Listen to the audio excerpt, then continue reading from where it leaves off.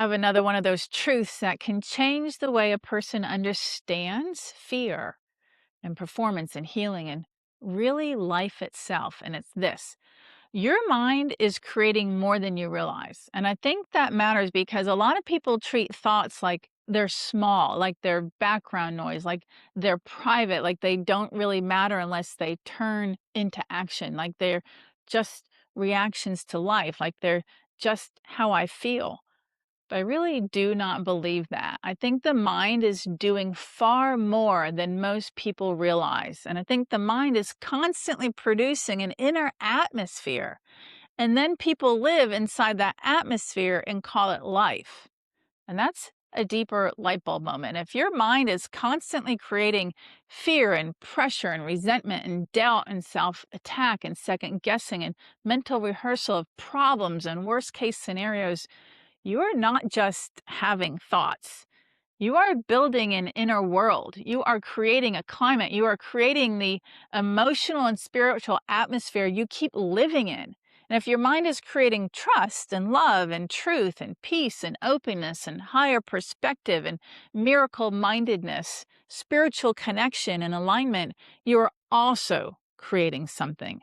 And that matters because two people can be in the same kind of circumstances and be living in two totally different inner worlds. One person's mind is creating pressure and doom and urgency and suffering, and the other person's mind is creating steadiness and trust and openness and access to something higher. And I think one of the biggest mistakes people make is underestimating the real power of thoughts. They think fear is just happening to them. They think, I'm just stressed because life is stressful. I'm just anxious because things are uncertain. I'm just overwhelmed because there's a lot going on. I'm just doubting because this matters. I'm just overthinking because I care. And yes, I understand that life brings real things, but these pages are pointing to something much deeper. They're pointing to the fact that fear is not only an outside reaction, it is also being created in the mind. In the very same way, miracles, confidence, clarity, alignment, higher connection, flow, and peace also begin in the mind. And that is profound because now we are no longer talking about thought like it's a side issue. Now we're talking about thought as creative. And I think that is one of the most important truths a person can understand if they really want to change their life. The mind is not just commenting on life. The mind is helping create the quality of the life you experience. That's why the theme is so strong this week. Your mind is creating more than you realize, not because every single thought instantly becomes a giant external event, but because what you keep rehearsing becomes what you keep feeling. What you keep feeding becomes the atmosphere you keep living in. What you keep aligning with mentally becomes what you repeatedly return to emotionally and spiritually and behaviorally. And that is huge. I think that's one reason people can work so hard on the outside and still feel stuck on the inside. They're doing all the things, checking the boxes, showing up, being productive, trying harder, pushing through, following the plan, practicing the routine, but their mind is still producing fear, still producing doubt, still producing pressure, still producing inner distortion, still producing interference. So the outer life is trying to move, but the inner climate never really changes. And then they wonder why they still feel the same. Because the mind they are living in is still creating the same quality of experience. And that is such an important thing to understand. I think this shows up in stress very clearly. A lot of people believe stress is just something life hands them. But I think a huge amount of stress is also being created by what the mind keeps rehearsing. The mind keeps saying, what if, what if, what if? I can't. This is too much. Something's wrong. I'm behind. I better stay on top of this. I better not mess this up. I have to fix this now. I can't let this go. This means something bad. And then the body starts living inside that. The body feels the pressure of the mind and what is repeatedly producing. And that matters because the person thinks they are just reacting to life, but in reality, their mind has been feeding fear all day. And fear is not just a feeling at that point, it is an atmosphere. I think this shows up in performance too, like athletes and shooters and golfers and high achievers. They often think performance problems are only about action, but many times the issue starts long before the action. The mind is producing doubt and producing fear and producing self consciousness, producing second guessing, producing over control, producing a state that blocks access to the zone.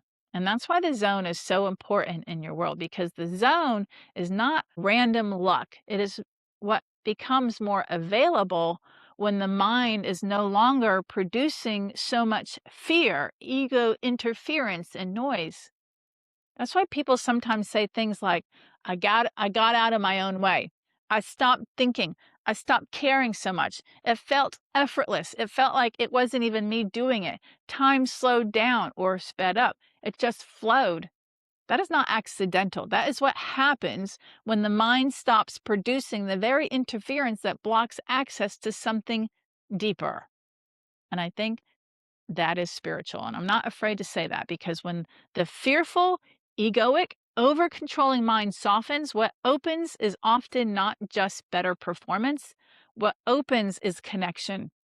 Connection to higher self, connection to higher power, connection to something wiser than the conscious, fearful mind, connection to deeper intelligence, connection to a state where the person is tuned in, tapped in, and turned on in a way that feels bigger than force. That is why this theme is not just psychological, it's spiritual too, because fear and miracles both begin in thought. Love and fear are both mental atmospheres people can live in. And one of the deepest truths here is that the real conflict is not just success versus failure and peace versus stress and confidence versus doubt. And the deeper conflict is actually love versus fear. And that is what these pages are really showing. People, because a mind filled with love creates differently than a mind filled with fear. A mind filled with trust creates differently than a mind filled with fear. A mind filled with alignment creates differently than a mind filled with ego. A mind filled with miracle mindedness creates differently than a mind filled with mental chaos. And that matters.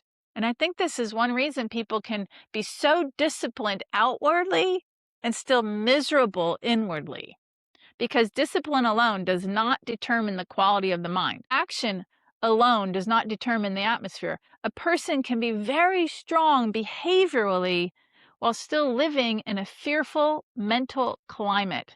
And that's why people sometimes succeed outwardly and still do not feel free inwardly. Because freedom is not only a behavior issue, it is a mind issue. I think it also shows up in weight loss and wellness constantly. People think the struggle is just about food, just about discipline, just about the plan, just about consistency, but the mind is creating so much around food. It's creating fear and urgency and shame and identity and comfort stories and hopelessness, pressure, rebellion, mistrust, self-attack, and then people think their issue is only behavioral.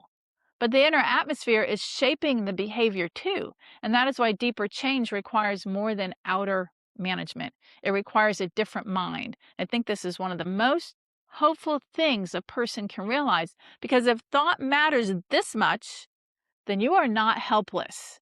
That does not mean that you are to blame for every hard thing. That is not what I mean at all. I mean that if the mind is creating more than you realize, then becoming aware of what it is producing matters more than you realized also. And that means you can notice it, interrupt it, stop feeding it, train it, redirect it, become more intentional, and stop treating fear producing thoughts as harmless. And that is powerful, because I think a lot of people have spent years living inside mental climates that they did not consciously choose. They inherited them, practiced them, reinforced them, got used to them, and then they started calling that my personality, my normal, my reality, my nature, my stress level, my tendency, my way. But often it is not some fixed identity. It's a repeated inner environment, and repeated inner environments can change. And that is the hope. I think one of the deepest practical shifts a person can make is to start asking, what is my mind creating right now? You know, not that's the problem and this is what's wrong and it shouldn't be this way and it should be that way. Not those things. Not what do I wish I were creating? What do I say I believe? What should I be thinking? What is my mind actually creating right now? Is it creating more fear, more urgency, more shame, more doubt, more pressure, more heaviness, more interference? Or is it creating more truth, more peace, more trust, more spiritual openness, more access to my higher self, more alignment? That question alone can change so much because now the person stops being passive with thought. Now they start paying attention to what they are mentally producing. And the more they pay attention, the more they can start making different choices. And that does not mean fake positivity. It does not mean denial. It does not mean pretending hard things are not happening. It means you stop automatically feeding fear as if it is the only thing your mind can create. And that's very different because if fear can be created in thought, then peace can be cultivated in thought too. If suffering can be reinforced in thought, then miracles can be opened through thought too. If the mind can be trained into fear, it can be trained into more love and truth and confidence and alignment also. That's the invitation, not just stop being afraid, but stop underestimating the power of your mind. Stop acting like what you repeatedly think has no consequence. Stop treating repeated thought patterns like they are small. Stop assuming that living in the same mental climate all day is neutral. It is not neutral, it is creating. And I think that's why so many people feel like they are their own worst enemy because, in a way, yes, the mind can absolutely work against you when it is untrained, unwatched, and filled with fear. But the beautiful thing is, the same mind can become a doorway to peace, a doorway to miracles, a doorway to confidence, a doorway to flow, a doorway to higher self, a doorway to spiritual connection, a doorway to the zone. And that is why this is so important because now the mind is not just the problem, it is also part of the path. And I think that is where real training begins, not just training action, training thought, not just training behavior, training the atmosphere, not just trying to perform better, training the mind so it stops producing what keeps blocking your best. So, how do we work with this practically? I think the first step is notice the atmosphere your mind creates most often. Not once in a while, most often. Is it fear? Is it pressure, doubt, shame, lack, worry, interference, or is it peace and trust and truth and openness and love and connection? That tells you a lot. And the second step is stop dismissing repetitive thoughts as harmless. If you keep mentally feeding something, you are strengthening it. And that means repeated fear matters, repeated shame matters, repeated doubt matters, repeated resentment matters, and repeated trust matters too. Repeated truth matters too. Repeated peace matters too. And the third step is interrupt one fear producing loop on purpose. Not 10, just one. Catch it, notice it, pause it. Do not keep feeding it. That alone matters. And the fourth step is choose what kind of mind you want to live in more intentionally. Do you want to live in a mind that keeps producing fear? Or a mind that is becoming more aligned with love and trust and truth and spiritual steadiness and access? That is the real choice. And not always easy, but real. And the fifth step is practice a grounding phrase that opens the mind to something higher. Something like, I do not have to keep feeding fear. That's the starting point, but flip it. My mind is powerful, so I'll be careful what I keep creating. I am open to peace, truth, and something higher than fear. I am willing to let a different atmosphere fill my mind. And that matters because, again, the mind is always creating something. So if I were to leave you with one thing today, it would be this. A lot of people think their life is only being shaped by what happens to them. But a huge part of their experience is also being shaped by their mind and what it keeps creating. And once you truly understand that, you stop treating thought like a side issue. You start respecting it, training it, watching it, interrupt interrupting what is destructive, feeding what is life-giving, becoming more intentional about the atmosphere you are living in internally. And that is powerful because your mind is creating more than you realize. And when you begin changing what it creates, you begin changing the life you experience from the inside out. Now, I have lots of, free web classes, online course, and hypnosis meditation audios, and lots of products for you at dawngrant.com. So check them out because I would love to help you with all of this.